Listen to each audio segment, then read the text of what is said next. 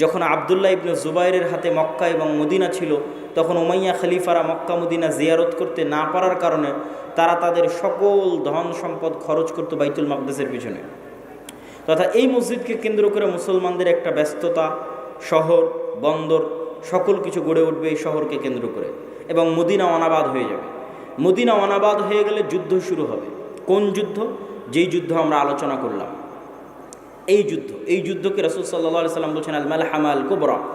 এবং এই যুদ্ধের বর্ণনা দিতে গিয়ে অন্য হাদিসে রাসূলুল্লাহ সাল্লাল্লাহু আলাইহি ওয়াসাল্লাম বলেছেন যে এই যুদ্ধে এত বেশি পরিমাণ মানুষ মারা যাবে যে একটা উড়ন্ত পাখি যদি আকাশে উড়তে থাকে তাহলে উড়তে উড়তে সে ক্লান্ত হয়ে যাবে, কিন্তু লাশের সারি সে উড়ে শেষ করতে পারবে না, এত বেশি পরিমাণ মানুষ মারা যাবে এই যুদ্ধে। আর এই যুদ্ধের পরপরই কুস্তুনতুনিয়া বিজয় হবে। কুস্তুনতুনিয়া বিজয় হবে মানে আজ তো ইস্তাম্বুল মুসলমানদের হাতে আছেই। হাদিসের ভাষায় বোঝা যায় যে ইস্তাম্বুল একদিন মুসলমানদের হাতে থাকবে না। আজ আছে কিন্তু একদিন থাকবে না। তথা আজকের যে তুরস্ক, এটা আজকে মুসলমানদের হাতে থাকলেও হাদিস প্রমাণ করছে যে দাজ্জাল যেই মুহূর্তে বের হবে ওই মুহূর্তে কনস্টান্টিনোপল, ইস্তাম্বুল, তুরস্ক মুসলমানদের হাতে থাকবে না। তথা সেটা মুসলমানেরা যে কোনো সময় হারিয়ে ফেলতে পারে, অদূর ভবিষ্যতে, নিকট ভবিষ্যতে। আল্লাহ সুবহানাহু ওয়া তাআলা ভালো জানে কখন হারিয়ে ফেলবে, কেন না হারালে বিজয় কিসের? আর যেই বিজয়ের কথা রাসূল সাল্লাল্লাহু আলাইহি সাল্লাম বলছেন এই বিজয় নিকটে, কিয়ামতের নিকটবর্তী, দাজ্জাল বের হওয়ার পূর্ব মুহূর্তের বিজয়। সম্মানিত উপস্থিতি, তাহলে মোটামুটি যদি আমরা এই দুইটা জিনিসের ব্যাখ্যা এভাবে দাঁড় করাই যে বাইতুল মুকাদ্দাস আগেই মুসলমানেরা বিজয় করবে, সেটাই হচ্ছে বাইতুল মুকাদ্দাসের আবাদ। আর কুস্তুনতুনিয়া কিয়ামতের পূর্ব মুহূর্তে বিজয় হবে, তার অর্থ হচ্ছে কুস্তুনতুনিয়া মুসলমানেরা হারিয়ে ফেলবে, কনস্টান্টিনোপল মুসলমানেরা হারিয়ে ফেলবে। এখন হাদিসের আরও একটা অংশ ব্যাখ্যা করতে বাকি, রোম কারা? যে রোমানদের সাথে মুসলমানদের চুক্তি হবে এবং চুক্তির পরে সেই চুক্তি পুনরায় ভঙ্গ হয়ে মুসলমান এবং রোমানরা পরস্পর যুদ্ধ করবে, সেই যুদ্ধ, এই যুদ্ধ, সেই রোম কারা? এ বিষয়ে মুহাদ্দিসিনে কেরাম এবং মুফাসসিরিনে কেরামের মধ্যে মতভেদ হওয়ার সবচেয়ে বড় কারণ হচ্ছে আল্লাহর নবীর যুগে রোম বলতে যাদেরকে বোঝানো হতো তাদের রাজধানী ছিল কনস্টান্টিনোপল। আল্লাহর নবীর যুগে মানে যেই সময়ে আল্লাহর নবী এই হাদিস বলতেছেন ওই সময়ে রোম বলে যাদের বোঝানো হতো তাদের রাজধানী তুরস্কের ইস্তাম্বুল, কনস্টান্টিনোপল। এবং মুসলমানেরা এটা কোনোদিনই বিজয় করতে পারেনি। মুসলমানেরা এটা বিজয় করেছে অনেক পরে, আজ থেকে 500 অথবা 600 বছর আগে। উসমানীয় খেলাফত আমলে মুসলমানেরা বিজয় করেছে, না উমাইয়া খেলাফত আমলে, না আব্বাসী খেলাফত আমলে কোনোদিন বিজয় হয়নি। ক্রুসেডের যুদ্ধ হয়েছে, তখনও মুসলমানেরা ইস্তাম্বুল বিজয় করতে পারেনি। মঙ্গোলীয়রা মুসলমানদের বাগদাদে হত্যা করেছে, তখন মুসলমানরা ইস্তাম্বুল বিজয় করতে পারেনি। তারও পরে মুসলমানরা ইস্তাম্বুল বিজয় করেছে 1400 খ্রিস্টাব্দের দিকে মুহাম্মদ আল ফাতেহ। তো এই জন্য রাসূল সাল্লাল্লাহু আলাইহি ওয়াসাল্লাম যখন রোম শব্দ বলতেছেন হাদিসে মদিনায়, তখন রোম মানে বর্তমান তুরস্কের কনস্টান্টিনোপল, ইস্তাম্বুল। আর তৎকালীন এই রোমে যারা বসবাস করত তারা হচ্ছে অর্থোডক্স খ্রিস্টান। আর আজকে ইতালির যারা রোম, ইতালির রাজধানী রোম, ইউরোপের যারা খ্রিস্টান, আমেরিকার যারা খ্রিস্টান, তারা হচ্ছে ক্যাথলিক খ্রিস্টান। এবং তাদের মধ্যে বিশ্বাসগত এবং আকীদাগত পার্থক্য আছে অনেক বিষয়ে, পদ এবং পদবীগত পার্থক্য আছে, কৃষ্টি কালচার, সামাজিক আচার ব্যবহারগত পার্থক্য আছে। তাহলে রোম বলতে আমরা যদি তৎকালীন রোম ধরি, তথা অর্থোডক্স খ্রিস্টানদের হাতে যখন কনস্টান্টিনোপল ছিল, সেই অর্থোডক্স খ্রিস্টানেরা এখন বসবাস করে রাশিয়ায়। রাশিয়া এবং ইউক্রেনের যুদ্ধের অন্যতম একটা কারণ হচ্ছে ইউক্রেনে ইউরোপিয়ান এবং আমেরিকানেরা ক্যাথলিক খ্রিস্টানের চর্চা বাড়াচ্ছিল, যেটা রাশিয়া কখনোই চায় না যে তার আশেপাশের কোনো দেশে ক্যাথলিক খ্রিস্টানের চর্চা বাড়ুক, কেননা তারা মানে অর্থোডক্স খ্রিস্টান। এবং আমার এর উপর বিস্তারিত ভিডিও আছে ইতিসাম টিভিতে রাশিয়া এবং ইউক্রেনের উপর, যেখানে এই পয়েন্টে আরও বিস্তারিত ইন ডিটেইলস আলোচনা করা আছে। তাহলে আল্লাহর নবীর যুগের রোম যদি ধর্মীয় দৃষ্টিকোণ থেকে তাদের পরিচয় দেখি, যে আল্লাহর নবী যেই সময়ে হাদিস বলছেন ওই সময়ে রোম বলতে কাদের বোঝা হতো, তাহলে কনস্টান্টিনোপলে যে অর্থোডক্স খ্রিস্টানেরা ছিল তাদেরকে বোঝানো হতো। তারা আজ কোথায় আছে? তারা আজ রাশিয়াতে আছে। এবং রাশিয়া যে যুদ্ধগুলো লড়ে সেই যুদ্ধগুলোর পিছনে অনেক ধর্মীয় কারণ আছে, যেটাও আমি আমার ওই ভিডিওতে স্পষ্ট আকারে ডকুমেন্টারি আকারে দেখিয়েছি, যে এই যুদ্ধগুলো শুধু বাহ্যিক কোনো কারণে লড়াই করা হয় না, বরং ধর্মীয় কারণে লড়াই করা হয়। যেমন আজকে ইসরায়েল এবং ফিলিস্তিনের যুদ্ধে ইসরায়েল যে যুদ্ধ করতেছে, এটা শুধু বাহ্যিক কোনো কারণ নয়, বরং এর পিছনে ধর্মীয় কারণ আছে, সেটাও বলবো বক্তব্যের শেষের দিকে ইনশাল্লাহ। আর যদি বলি যে না তারা নয়, তাহলে ইতালির রাজধানী যে রোম, ইতালির রাজধানী রোম মানে আজকের ইউরোপ, আজকের আমেরিকা, যারা আমাদের বিরুদ্ধে ক্রুসেডের যুদ্ধ করার জন্য এসেছিল, কয়েক শতাব্দী আগে বাইতুল মুকাদ্দাস খ্রিস্টানেরা দখল করেছিল, সুলতান সালাহুদ্দিন আইয়ুবী বিজয় করেছিলেন, সেই ক্রুসেডাররা, তাদের সাথে মুসলমানদের চুক্তি হবে, তৃতীয় কোনো পক্ষের বিরুদ্ধে মুসলমানেরা তাদেরকে সাথে করে নিয়ে যুদ্ধ করবে, সেই যুদ্ধে রোমানরা আর মুসলমানেরা বিজয়ী হবে। তারপরে রোমানদের একজন বলবে এই ক্রুশের কারণে বিজয়ী হয়েছিলাম, এক মুসলমান উঠে ভেঙে দিবে, তখন আবার তারা পরস্পর মুখোমুখি দাঁড়িয়ে যাবে। আর এই যুদ্ধ হচ্ছে মালহামা, যেটা সিরিয়াতে হবে। আজকের যে ফিলিস্তিন, আজকের যে ইসরায়েল, এগুলোও সিরিয়া, আজকের যে জর্ডান, এগুলোও সিরিয়া। সেই যুদ্ধ হবে সিরিয়াতে। আর ওই যুদ্ধে মুসলমানদের হেডকোয়ার্টার হবে গোতা নামক জায়গায়, যে গোতা নামক জায়গাটি হচ্ছে সিরিয়ার রাজধানী দামেস্ক থেকে অনতি দূরে। আর সেই যুদ্ধে রোমানদের হেডকোয়ার্টার হবে আমাক এবং দাবেক নামক জায়গায়, যা বর্তমান সিরিয়া এবং তুরস্কের সীমান্তবর্তী অঞ্চলে এখনও সেই নামে সেই জায়গা পরিচিত এবং জানা যায়। সম্মানিত উপস্থিতি, আজকে দাজ্জালের যে লম্বা হাদিস আছে, সেই লম্বা হাদিস থেকেও দুই একটা পয়েন্ট বলে এই মাটি, এই অঞ্চলের গুরুত্ব বোঝানোর আজকের এই পর্বের আলোচনার আমরা শেষের দিকে চলে যাব ইনশাআল্লাহ। দাজ্জালের হাদিস আপনারা সকলেই জানেন, কিন্তু সেই হাদিসে যে জায়গাগুলোর কথা দাজ্জাল বলেছে, আমরা সেটাই একটু সংক্ষিপ্তভাবে তুলে ধরব। আপনারা তামিম আদ-দারি রাদিয়াল্লাহু তাআলা আনহুর বিখ্যাত হাদিস, যদি শ্রদ্ধেয় শায়েখ আব্দুর রাজ্জাক বিন ইউসুফ তার বক্তব্য শুনে থাকেন তাহলে শুনতে আরও মজা লাগবে, কিন্তু আমি শুধু ব্যাখ্যা করব যে ওখানে দাজ্জাল যে জায়গাগুলোর কথা বলে ওই জায়গাগুলো কী এবং কোথায়। তো তামিম আদ-দারি রাদিয়াল্লাহু তাআলা আনহু তারা নৌকা নিয়ে সফরে বের হয়েছিলেন, 1 মাস সমুদ্রের মধ্যে ঘুরপাক খেতে থেকেছেন। ঘুরপাক খেতে খেতে যখন একটা দ্বীপে গিয়ে ঠেকেছেন, সেই দ্বীপে তাদের সাথে দাজ্জালের সাক্ষাৎ হয়েছে। দাজ্জালের সাক্ষাৎ হওয়ার আগেও একটা বড় অদ্ভুত জন্তু সেখানে দায়িত্ব পালন করছিল। সেই অদ্ভুত জন্তু নিজেকে পরিচয় দিয়েছে যে আমি হচ্ছি গোয়েন্দা, আনাল জাসসাসা। তারপরে সেই অদ্ভুত জন্তু তাদেরকে বলেছে তোমরা যার কাছে এসেছো তিনি এই দিকে আছে, এগিয়ে যাও। সেখান থেকে এবার আমি আপনাদেরকে এখান থেকে পড়ে শোনাচ্ছি যে ওখানে দাজ্জাল কি বলছে এবং সেই জায়গাগুলো কোথায়। দাজ্জাল বলছে, জিজ্ঞেস করছে, আসআলুকুম আন নাখলিহা আন নাখলে বাইসান আখবিরুনি আন নাখলে বাইসান। বাইসান নামক খেজুর বাগান সম্পর্কে আমাকে তোমরা সংবাদ দাও। কুলনা আন আইয়ি শানিহা তাস্তাখবির। বাইসান নামক খেজুরের বাগান সম্পর্কে তুমি কি জানতে চাও? তখন দাজ্জাল উত্তরে বলছে, আসআলুকুম আন নাখলিহা। বাইসান নামক খেজুর বাগানে এখন খেজুর হয় কি না এ বিষয়ে আমাকে জানাও। হাল ইউসমির আমলা। তখন ওই তামিম আদ-দারি রাদিয়াল্লাহু তাআলা আনহু এবং তার সাথে যারা গেছে তারা উত্তরে বললেন, কুলনা নাআম, এখনও সেখানে খেজুর হয়। তখন দাজ্জাল উত্তরে বলছে, আমা ইন্নাহু ইউশিকু আল্লা তুসমির। জেনে রাখো অচিরেই সেই বাইসান নামক খেজুর বাগানে খেজুর হবে না। ক্বালা আখবিরুনি আন বুহাইরা আত-তাবারিয়া। তোমরা আমাকে বুহাইরা আত-তাবারিয়া, তাবারিয়া খাল সম্পর্কে জানাও। কুলনা আন আইয়ি শানিহা তাস্তাখবির। তাবারিয়া খাল সম্পর্কে তোমাকে কি বলবো? ক্বালা হাল ফিহা মা। সেখানে কি পানি আছে? তখন উত্তরে বলছে, হিয়া কাসীরাতুল মা, অনেক বেশি পানি আছে। ক্বালা আমা ইন্নামা ইউশিকু আন ইয়াযহাব। জেনে রাখো অচিরেই সেই খালে পানি থাকবে না। ক্বালা আখবিরুনি আন আইনি যুগার। আইনে জোগার সম্পর্কে আমাকে জানাও। ক্বালু আন আইয়ি শানিন তাস্তাখবির। তুমি আইনে জোগার সম্পর্কে কি জানতে চাও? বলে আইনে জোগারে কি এখনও পানি আছে? সেখান থেকে কি মানুষজন পানি নিয়ে চাষাবাদ করে? তখন আমরা বললাম হ্যাঁ, হিয়া কাসীরাতুল মা, এখনও মানুষ সেখান থেকে পানি নিয়ে চাষাবাদ করে। তখন সে উত্তরে বলল অচিরেই সেখানে পানি থাকবে না। তখন সে আখবিরুনি আন নাবিয়্যিল উম্মিয়িন, উম্মিয়িনদের নাবী সম্পর্কে আমাকে জানাও।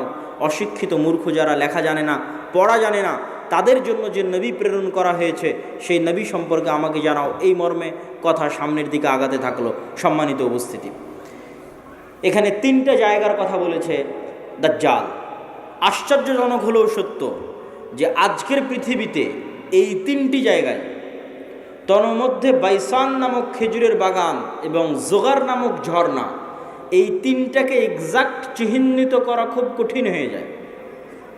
বিশেষ করে আইনে জোগারকে এক্সাক্ট চিহ্নিত করা যে এইটা আইনে জোগার, এটার বিষয়ে নিশ্চিত কেউ গবেষকরা এখন পর্যন্ত তথ্য দিতে পারেনি। কিন্তু বাইসান খেজুরের বাগান সম্পর্কে মোটামুটি ধারণা পাওয়া যায় যে এই খেজুরের বাগান হচ্ছে বাইসান খেজুরের বাগান। আর বহায়রা আত-তাবারিয়া এটা এত প্রসিদ্ধ, এত ব্যাপক, এত পরিচিত যে সবাই জানে। এমনকি ইসরায়েলে সারা পৃথিবী থেকে শত শত খ্রিস্টান এই বহায়রা আত-তাবারিয়া দেখার জন্য যায়। এই জন্য দেখার জন্য যায়, তারা মনে করে তাদের তাওরাত, তাদের বাইবেলে ঈসা আলাইহিস সালাতু ওয়াস সালামের যত মুজিজার কথা বলা আছে, সকল মুজিজা তিনি দেখিয়েছিলেন বহায়রা তাবারিয়ার উপরে অথবা বহায়রা তাবারিয়ার পাশে। সেই মুজিজা যদি হয় অন্ধ ব্যক্তিকে চক্ষুস্মান করে দেওয়া, সেই মুজিজা যদি হয় টাকওয়ালা ব্যক্তির মাথায় চুল গজিয়ে দেওয়া, সেই মুজিজা যদি হয় মৃত ব্যক্তিকে জীবিত করা, এগুলোর অধিকাংশ মুজিজা তাদের বিশ্বাস অনুযায়ী ঈসা আলাইহিস সালাতু ওয়াস সালাম এই লেক, এই খালের পাশে অথবা তার উপরে তিনি করে দেখিয়েছিলেন, এই জন্য তারা দেখতে আসে। এবং এইটা চলমান বর্তমান ইসরায়েলের সীমানার অন্তর্ভুক্ত। এবং আনুমানিক গবেষণা অনুযায়ী বাইসানের খেজুরের বাগান এবং জোগারের ঝর্ণা এবং তাবারিয়ার লেক 3টাই বর্তমান ইসরায়েলের সীমানার অন্তর্ভুক্ত, যেই জায়গাগুলোর কথা এই হাদিসে দাজ্জাল তামিম আদ-দারি রাদিয়াল্লাহু তাআলা আনহুকে জিজ্ঞেস করতেছে। তাহলে একদম যদি আমরা সামারি এবং সারমর্ম করি, তাহলে কিয়ামতের পূর্ব মুহূর্তে যা যা সংঘটিত হবে সব বড় বড় ঘটনা এই মাটিতে, এই জমিনে সংঘটিত হবে, শামের মাটিতে সংঘটিত হবে। আল মসজিদুল আকসা, বাইতুল মুকাদ্দাস কেন্দ্রিক যে এরিয়া, যে জগৎ, যে দেশ, সেখানে সংঘটিত হবে। এবং আমি আমার অতীতের বক্তব্যগুলোতে বলেছি যে বাইতুল মুকাদ্দাসই একমাত্র কারণ পৃথিবীর, যেই কারণে পৃথিবীর 90% মানুষ যুদ্ধে জড়িয়ে যেতে পারে। যেই কারণে পৃথিবীর 90% মানুষ যুদ্ধে জড়িয়ে যেতে পারে তার অন্যতম একটি কারণ হচ্ছে মসজিদ আকসা। কেননা পৃথিবীর তিনটা ধর্মের মানুষ এই মসজিদের দাবিদার। ইহুদিরা দাবিদার, খ্রিস্টানেরা দাবিদার, আমরা মুসলমানেরা দাবিদার। যেহেতু 3টা ধর্মই আসমানি দিন, আসমান থেকে এসেছে, 3টা ধর্মের গ্রন্থই আসমানি গ্রন্থ। ওই 2টা গ্রন্থে বিকৃতি এসেছে, ওই 2টা ধর্মে বিকৃতি এসেছে। ইসলামে বিকৃতি আসেনি, কোরআনে বিকৃতি আসেনি। কিন্তু যেহেতু একই জায়গা থেকে আগত, এই জন্য ঘটনা, আকিদা, বিশ্বাস, কাহিনী অনেক কিছুই সেম এবং কমন।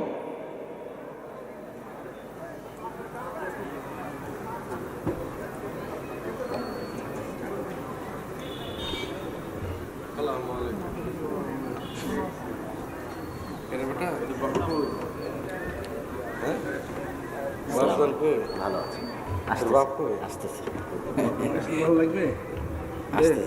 তুই কেমন ওয়াজ করিস। তো সম্মানিত উপস্থিতি,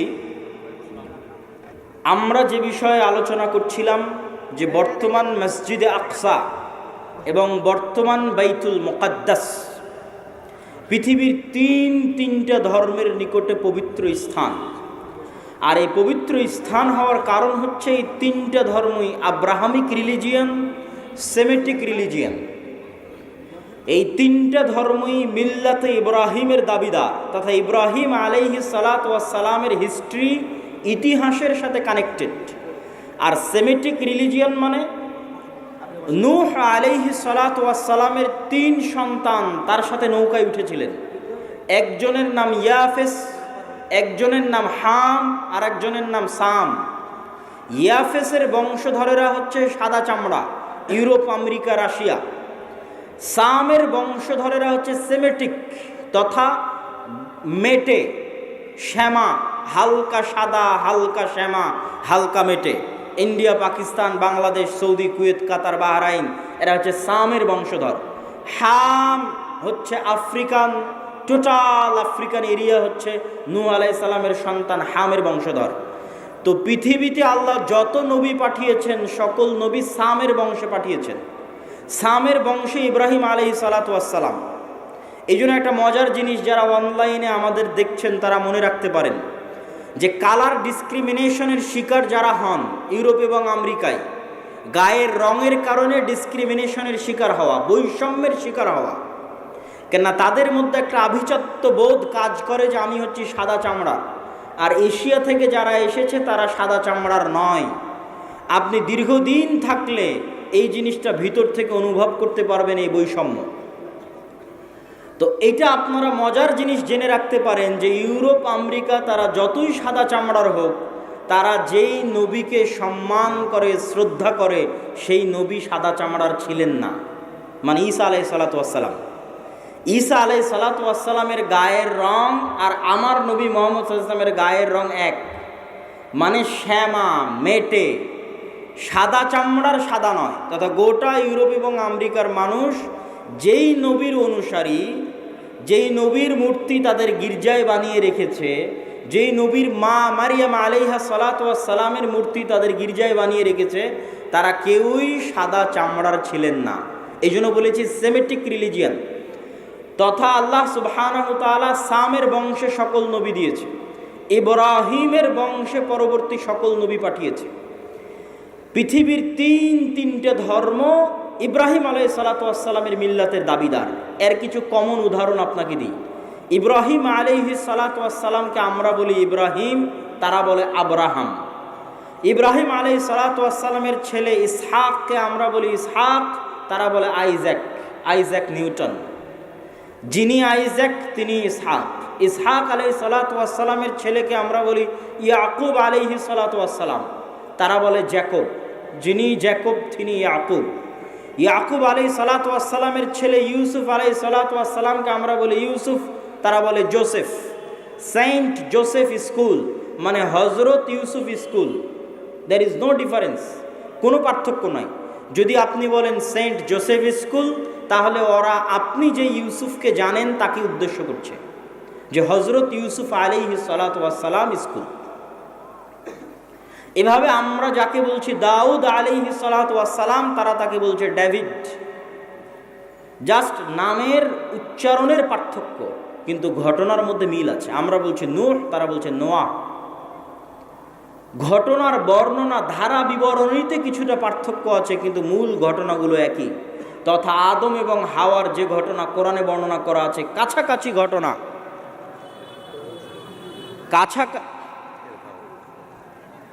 কেমন আছেন? ভালো আছি বাবা, খবর? জি ভালো। আর কোনো খোঁজ টোজ নাই? অনেকদিন দেখা সাক্ষাৎ নাই, বাইরে গেছিলাম তো ইংল্যান্ডে। তাই নাকি? হ্যাঁ, ওখান থেকে মাস্টার্স করে আসলাম। যে কতদিন? 1 বছরে একটা মাস্টার্স করে আসলাম ইংল্যান্ড থেকে।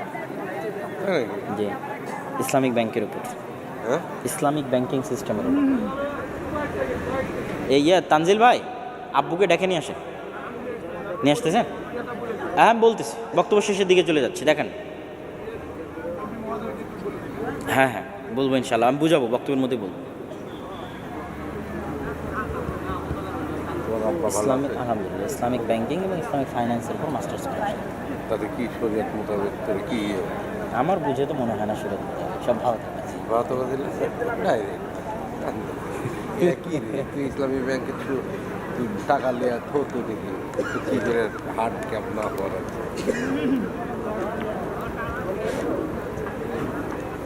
সম্মানিত উপস্থিতি, তো আমরা আলোচনা করছিলাম